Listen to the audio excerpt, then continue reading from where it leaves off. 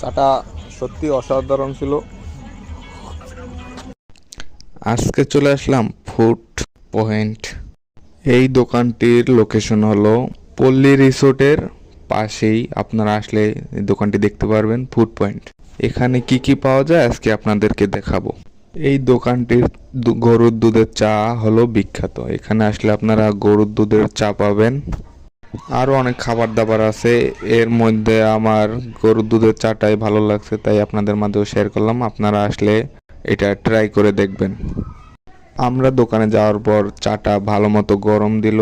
গরম দেওয়ার পরে তারপরে দুধের ভিতরে দিয়ে মিক্স করে আমাদের মাঝে বিতরণ করবে। তো দেখেন গরম চাটা এখন কিভাবে তৈরি করতেছে।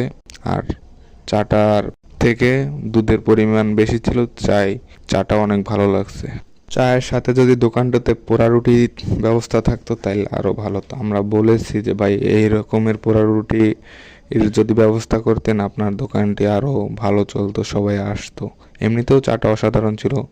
চা দেওয়ার পরে উপরে আবার সর দিয়ে দিতেছে, দুধের সর, দেখতেই তো পাচ্ছেন আপনারা। আমি আবারও বলছি, দোকানটির লোকেশন হলো পল্লী রিসোর্টের পাশে, বেত্রা ভাইরাল রোডেই পাশে আপনারা এটা পাবেন। তারপরে আবার কি চাটা বানানো হয়ে গেছে এবং আমাদের মাঝে দিল। এখন আমরা টেস্ট করে দেখব চাটা কীরকম হয়েছে। আমরা 3 চাস্তো ভাই রাতে গিয়েছিলাম। চাটা সত্যি অসাধারণ ছিল। হ্যাঁ, অসাধারণ ছিল।